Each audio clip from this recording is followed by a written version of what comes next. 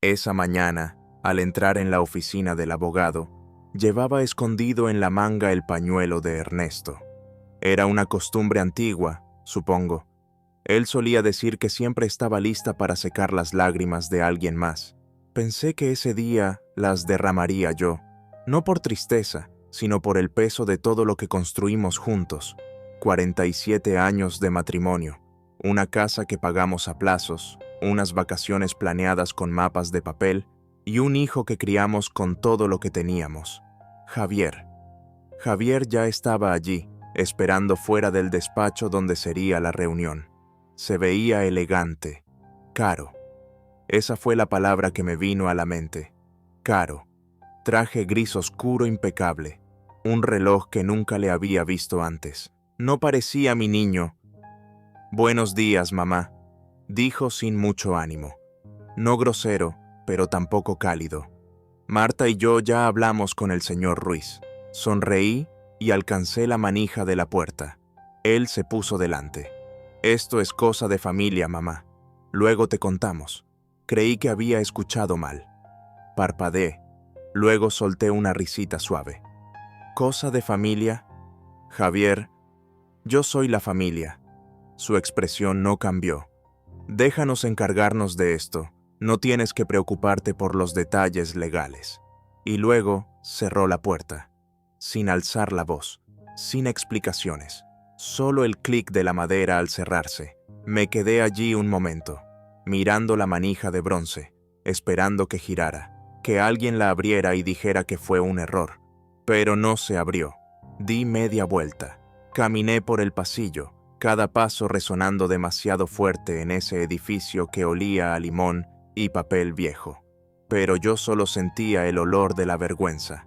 Cuando llegué al coche, mis manos temblaban. Agarré el volante hasta que los nudillos se me pusieron blancos. Él ni siquiera titubeó, ni una pizca de duda. Al llegar a casa no lloré. Me serví una taza de té, me senté en la silla de Ernesto y simplemente me quedé ahí. La casa estaba demasiado callada, como si esperara a ver qué haría yo ahora. Por primera vez en mi vida me di cuenta de que no tenía idea de qué sería eso, hasta que abrí el cajón de la mesita y mis dedos rozaron el borde de una llave de latón. No dormí esa noche. Me quedé en la cama, con los ojos abiertos, viendo el techo pasar del atardecer a las sombras y luego a la luz de la luna. La casa se sentía distinta, vacía, pero no por el duelo. El duelo pesa, pero esto era frío. Pasada la medianoche me levanté. Caminé descalza hasta el buró de Ernesto. El cajón siempre se atascaba un poco, y lo abrí con cuidado, como si tocara algo sagrado. Dentro, bajo un separador descolorido y una correa de reloj rota, estaba la llave de latón. Me la había dado 2 semanas antes de partir. «Ábrelo solo si ves quiénes son en realidad», dijo con voz débil pero firme. Recuerdo que sonreí y la guardé, pensando que era demasiado precavido. Ahora no sonreía. Por la mañana ya estaba vestida, sentada en el estacionamiento del Banco de la Costa, el mismo que usamos por más de 30 años. El gerente me reconoció, me llamó señora Morales y preguntó cómo estaba sobrellevando todo. Asentí cortésmente. Me llevó por un pasillo estrecho hasta una bóveda privada. La caja 22 pesaba más de lo que esperaba. Dentro había solo 3 cosas. Un sobre grande sellado con mi nombre, escrito con la letra de Ernesto. Un USB con una sola palabra en la etiqueta, Lucía. Y un sobre delgado, gastado, con un mensaje, úsalo si olvidan quién eres. Mis manos temblaron al tomarlos, los bordes afilados contra mis dedos. En el coche no arranqué. Me quedé sentada con el sobre en el regazo, la llave en la consola y el mismo pensamiento dando vueltas. Él lo sabía. Ernesto había visto algo que yo no, o que me negué a ver. Llevé todo a casa, lo puse con cuidado sobre la mesa de la cocina y encendí la tetera. Mis manos actuaban por instinto. Cucharadas de té, agua hirviendo. pero mi mente estaba en otro lado. Porque si Javier había olvidado quién era yo, Ernesto me había dejado todo lo necesario para recordárselo. Acababa de untar mantequilla en mi pan tostado cuando sonó el timbre. 2 personas estaban en el porche, impecables, sonrientes, con tabletas y portapapeles. «Hola», dijo la mujer, con entusiasmo. «Venimos por la visita». Su hijo dijo que estaba bien llegar un poco antes. Mi boca se abrió, pero no salió nada. «¿La visita?», pregunté al fin. Ella miró su pantalla. «Sí. Avenida de los Cipreses 212, ¿verdad?». Asentí lentamente. No confiaba en mi voz. Pasaron junto a mí como si no existiera. Los observé recorrer la casa que había limpiado la noche anterior. Admiraron la luz natural del comedor. Elogiaron la distribución de la cocina. Tomaron notas. Los seguí a distancia, el pulso retumbándome en los oídos. La repisa de la sala estaba reorganizada. La foto enmarcada con Ernesto había desaparecido, reemplazada por un cuadro genérico de un faro. El sillón donde tomaba té cada noche estaba girado en un ángulo extraño, con una manta de colores encima, como si fuera un disfraz.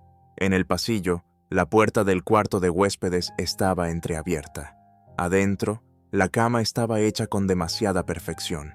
El closet medio vacío. En el suelo, una caja de organización con instrucciones laminadas de una inmobiliaria que no reconocí. Entonces lo vi. Un papel pegado detrás de la puerta del cuarto. «Lista para visitas, señora Lucía Morales». Mi nuera, Marta, había estado aquí. Regresé lentamente a la cocina. Me senté. Miré la mesa como si pudiera hablarme. Mi pan estaba frío. La tetera había dejado de silbar hacía rato. No solo me habían cerrado una puerta ayer. Estaban borrando silenciosamente de mi propia vida.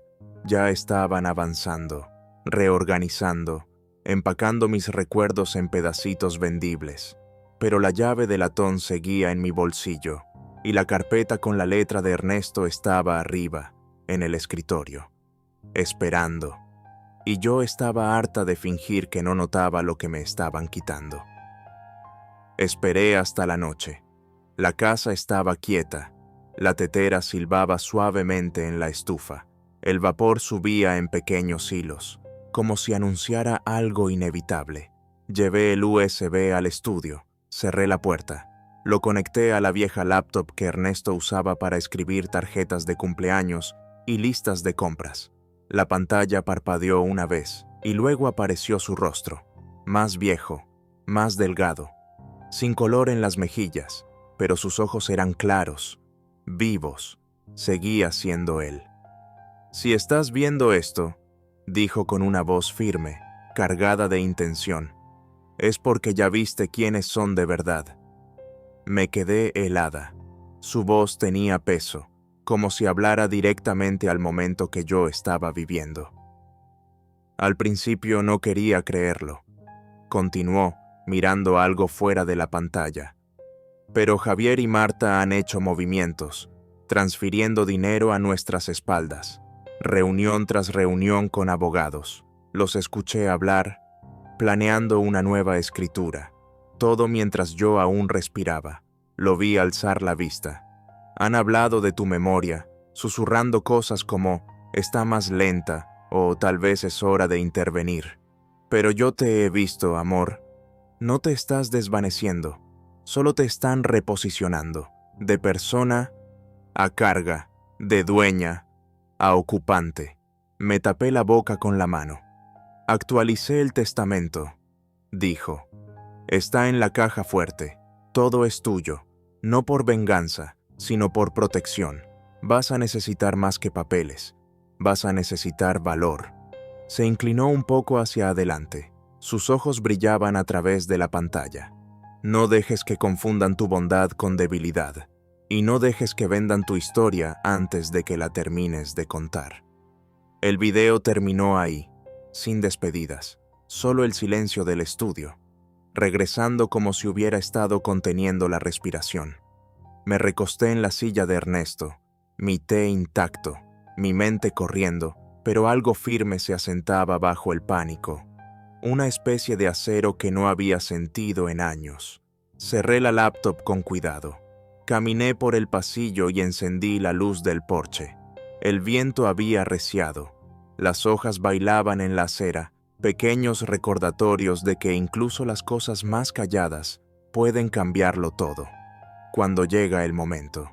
A la mañana siguiente llamé al número que Ernesto había escrito en el sobre marcado como «Úsalos y olvidan quién eres». Una mujer respondió, rápida pero amable, y me pasó con la línea de Walter Corrales. No hizo preguntas, solo dijo, «Esperaba tu llamada, te veo a las 12». Su oficina estaba en un edificio de ladrillo, cerca del juzgado, tranquilo, formal. Llevé mi blusa azul marino y una bufanda que Ernesto me compró en nuestro 40º aniversario. Necesitaba algo de él, cerca de mi piel. Walter era mayor de lo que imaginé, con gafas delgadas al borde de la nariz, una calidez en los ojos que me hizo sentir firme. No ofreció condolencias, solo un asentimiento y un gesto para que me sentara. «Todo está en orden», dijo, abriendo una carpeta de cuero gruesa. Ernesto fue meticuloso. Lo explicó todo, pieza por pieza. El testamento actualizado, notariado, firmado, fechado. Todo para mí, con solo un fideicomiso condicional para Javier. Un informe médico sellado, confirmando que Ernesto estaba en pleno uso de sus facultades. Estados de cuenta con retiros y transferencias que nunca autoricé. Líneas de crédito abiertas a mi nombre. Y fotografías. Fotos claras e innegables de Javier y Marta con un agente inmobiliario, recorriendo una residencia para adultos mayores, sonriendo, como si eligieran papel tapiz. No pude hablar. Mis manos temblaron al tocarlas. «Lo planearon en silencio», dijo Walter. «Lo suficiente para adelantarse a ti, pero subestimaron una cosa». Levanté la vista. «A ti». Me recosté lentamente en la silla, exhalando por primera vez en días. «Van a pelear», dijo suavemente. «Harán ruido, pero la ley está de tu lado. La pregunta es...».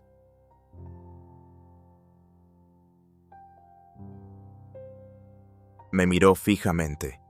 «¿Quieres luchar?». No respondí de inmediato. En cambio, saqué la llave de latón de mi bolso y la puse en la mesa, entre nosotros. «Ya empecé». Walter sonrió. Luego deslizó la carpeta hacia mí y dijo, «Asegurémonos de que no reescriban una historia que nunca fue suya para empezar».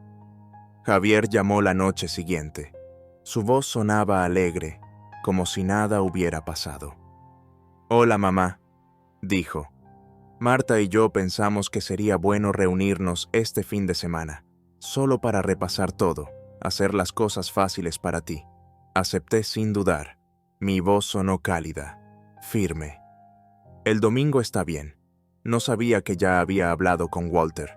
No sabía que tenía el testamento, la carpeta, la verdad. El domingo me puse la blusa favorita de Ernesto, azul oscuro, con botones de perla. Me trencé el cabello como cuando Javier era pequeño y se escondía en mis mangas. Horneé panecillos. No porque los comieran, sino porque quería algo cálido en la habitación. Algo que viniera de mis manos. Javier y Marta llegaron 5 minutos tarde, con vasos de café y sonrisas. Entraron al comedor como consultores antes de una presentación. «Mamá», dijo Javier dejando sus papeles, «esto no tomará mucho. Ya resolvimos casi todo».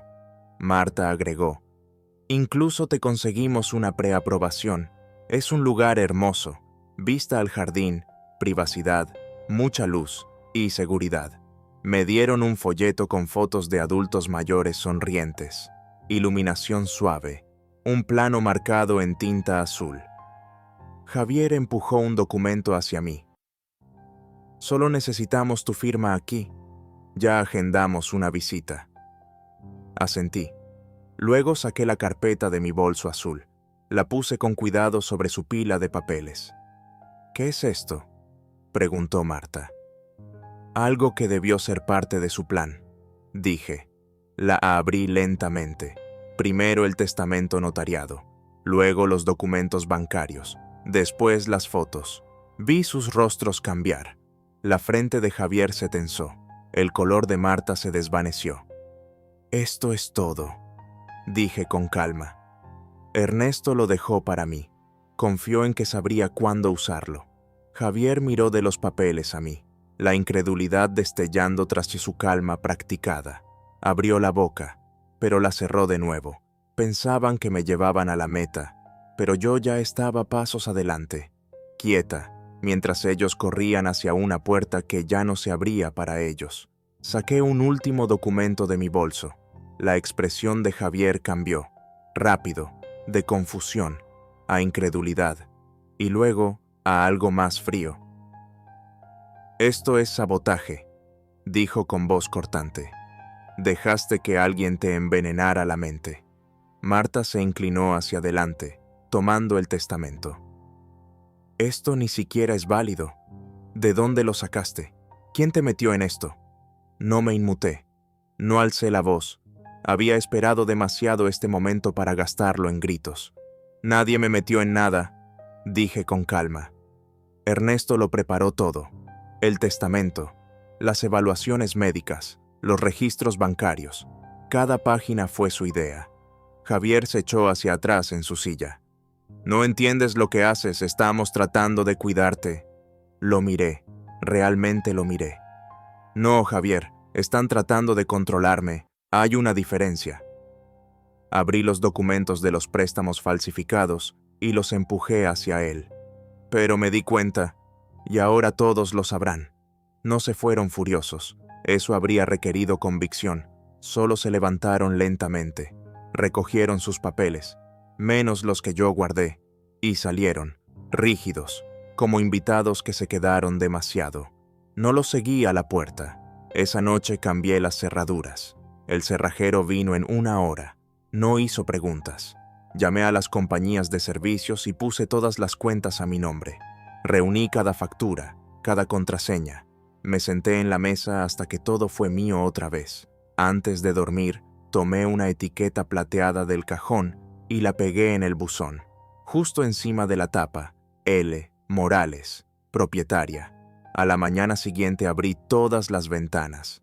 El aire olía a algo nuevo, pero no extraño. Preparé café fuerte y dulce. Me paré junto al fregadero, viendo la luz cambiar en el jardín. Había pasado años suavizando mi forma de ser por los demás, pero ahora lo sabía. No necesitaba ser más ruidosa, solo necesitaba ser clara, y la claridad era poder. El pasillo aún olía levemente a aceite de limón y polvo cuando descolgué el marco de la pared. Era la foto de graduación de Javier. Usaba la corbata de Ernesto, y yo tenía mi sonrisa más orgullosa. No lloré, ni siquiera suspiré.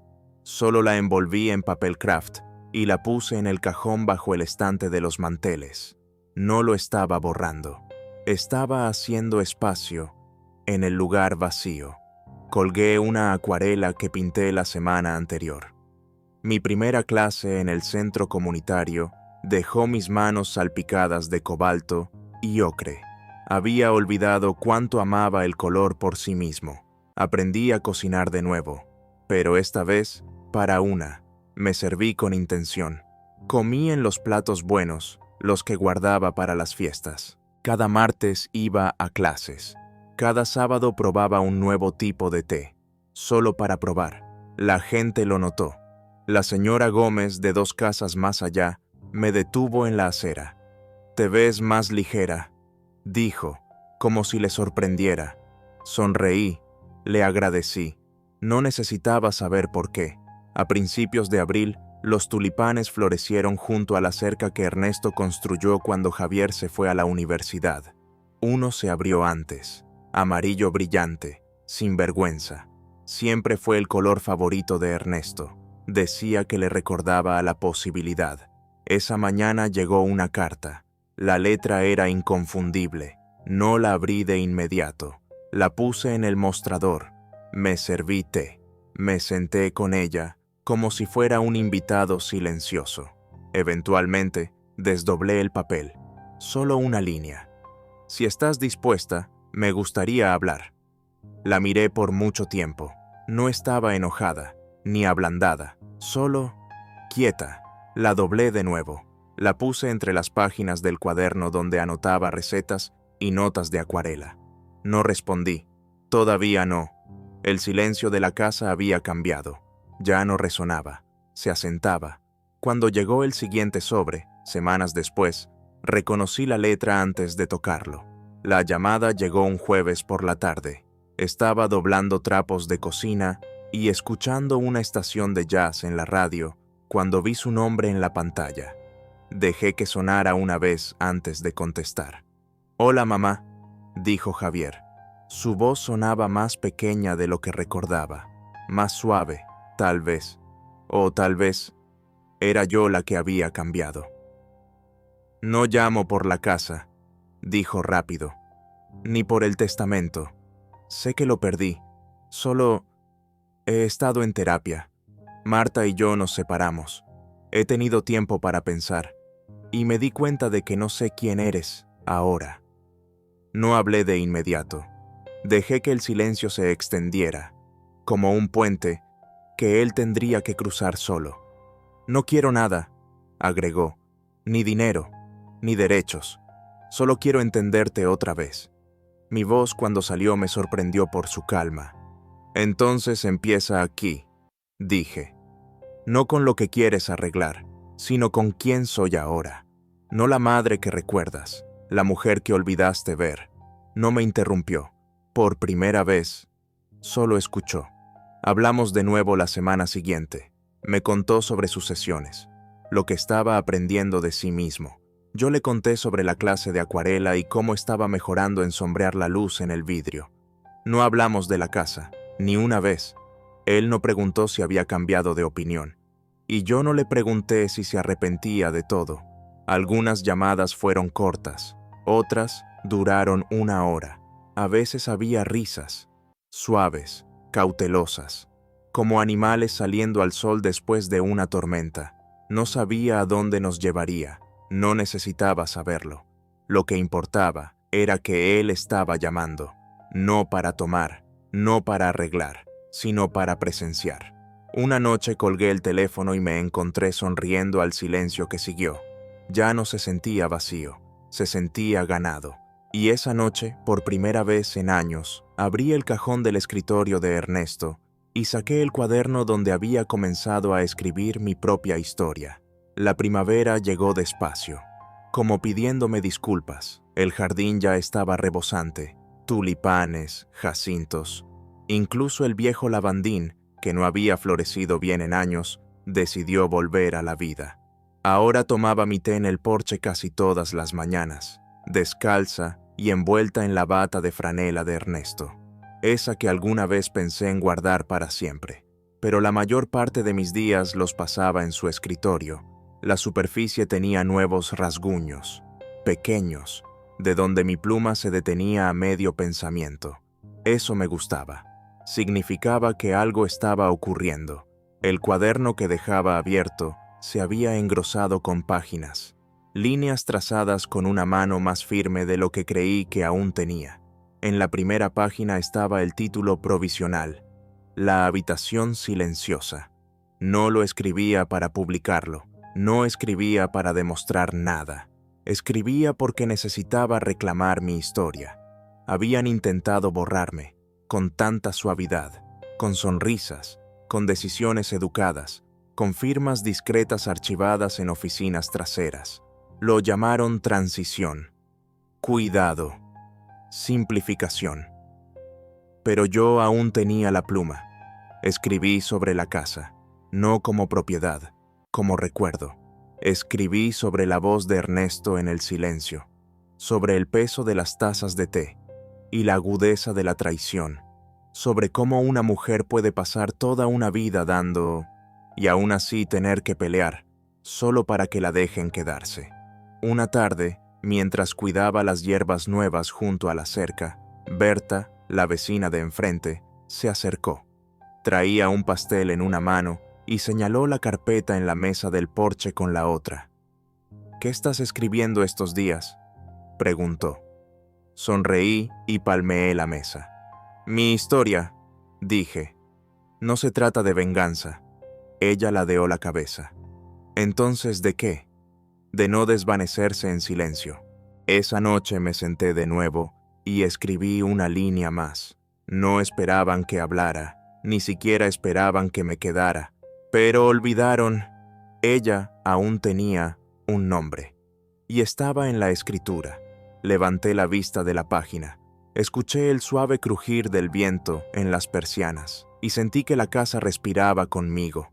Ya no resonaba, recordaba. A veces, lo más revolucionario que puede hacer una mujer es quedarse, recuperar lo que le pertenece, no por capricho, sino por dignidad.